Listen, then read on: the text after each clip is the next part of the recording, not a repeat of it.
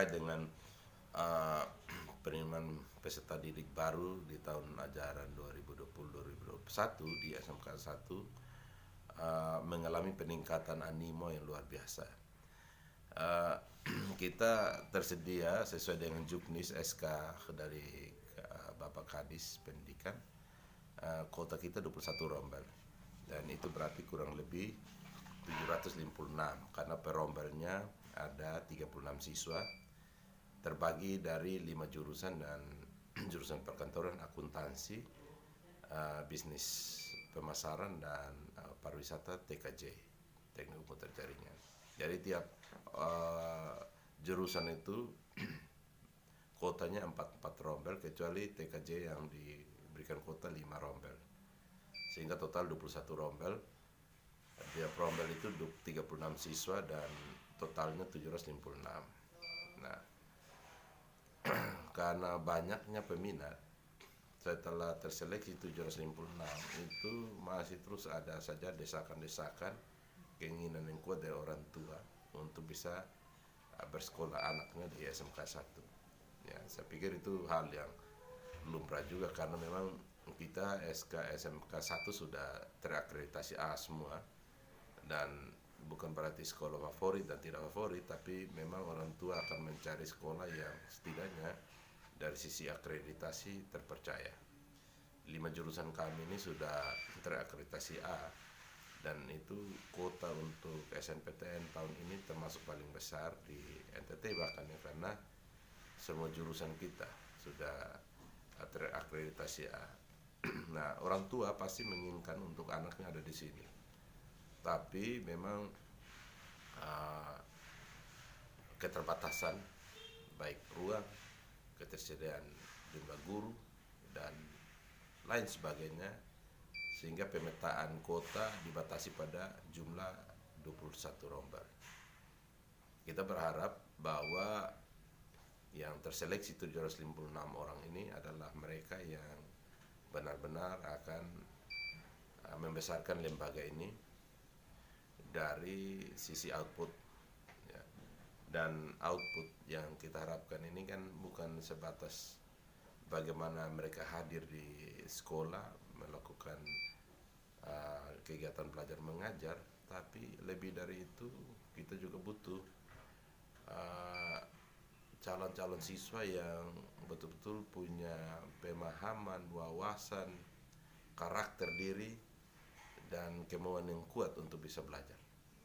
Karena itu semua akan menjadi modal yang sangat besar untuk bagaimana mereka bisa menorehkan cita-citanya. Dan di tingkat SMK 1 kita tidak main-main untuk bagaimana mengelola pembelajaran. Di keluarga besar SMK 1 kita sudah punya satu prinsip bahwa anak-anak yang ada ini adalah titipan Tuhan, yang tentu dengan keterbatasan latar belakang dan sebagainya, ini menjadi tugas besar kami di tingkat guru untuk membesarkan mereka, sehingga fokus pada KBM, fokus pada pendataan sistem dan metode pembelajaran, dan keseriusan guru terutama untuk terus berinovasi dalam mengembangkan metode dan pola pembelajaran yang ya setidaknya menjawab tantangan era 4.0. Kita sudah melakukan seleksi dan bahkan sudah dilakukan juga masa pengenalan lingkungan sekolah, dan sudah selesai. Kita juga sudah lakukan pemetaan lewat tes potensi akademik untuk 756 siswa, dan saat ini kita sedang merumuskan pola pembelajaran di era new normal sesuai dengan petunjuk surat yang dikeluarkan oleh Dinas Pendidikan.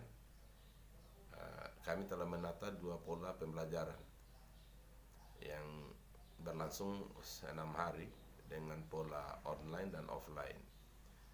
Untuk pola online sendiri, kita di awal liburan guru kemarin langsung di follow up dengan in-house training untuk peningkatan kekuatan penguasaan kurikulum dan juga metode pembelajaran. Karena kita tidak hanya mengembangkan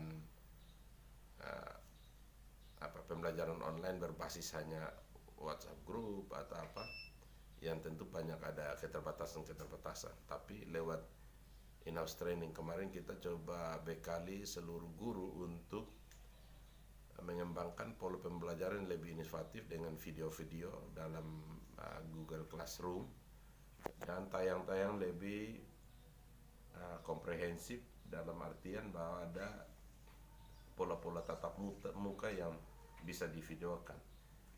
Nah, ini sudah berjalan dan saat ini guru-guru sedang merumuskan seluruh perangkat KBM. Tanggal 13 Juli kita akan lakukan rapat perdana di tahun ajaran baru sesuai dengan petunjuk kementerian, dan kita harapkan sekitar tanggal pertengahan 20 Juli itu anak-anak kita sudah bisa kendalikan mereka lewat pembelajaran berbasis online.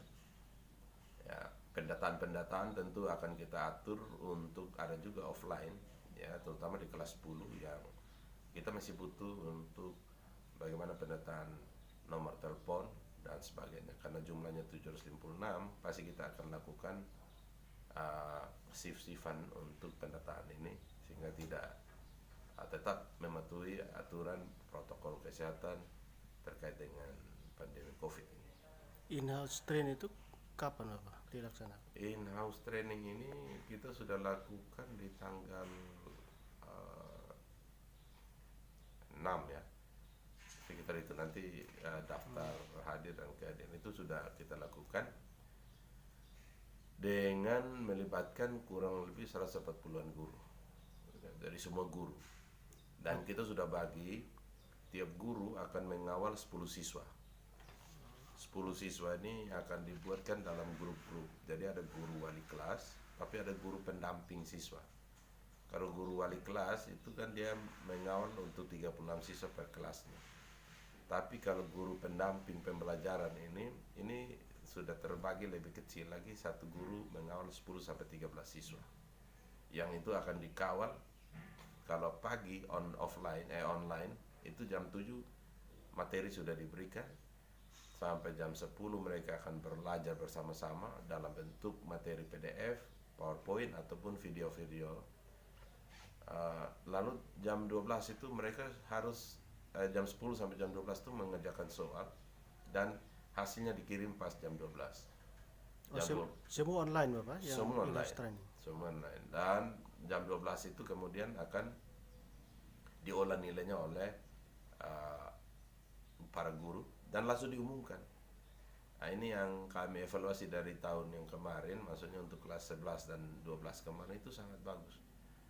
Kita termasuk mungkin sekolah yang benar-benar dia dari bukti portofolio dan lain-lain. Saya pikir untuk NTT kita tidak berbangga diri, tapi setidaknya dengan kekurangan dan kelebihan ada, kita mengawal anak 1.528. Itu jumlah yang cukup banyak, tapi terkawal dengan baik. Tercatat kemarin semuanya naik kelas, tidak ada masalah. Jadi hal-hal terkait dengan ketiadaan HP berbasis Android dan lain-lain, internet, itu sebetulnya hal-hal klasik yang ada di luar sana. Tetapi lihat koordinasi kita dengan orang tua dan siswa, semua anak bisa terlayani dan bahkan bisa melaksanakan KBM secara online dengan baik. Nah, yang menjadi kekurangan itu kemarin itu kita hanya berbasis di grup WhatsApp. Grup WhatsApp ini hanya bisa mengirimkan data-data terbatas, banyak file-file PDF dan lain-lain, foto-foto. Nah, karena itu in-house training kita lakukan menjelang sebelum libur dengan tujuan untuk guru bisa mempersiapkan diri. Jadi semua sudah siap untuk melakukan pembelajaran lebih inovatif dan mempersiapkan materi ajar berbasis online dengan pola Google Classroom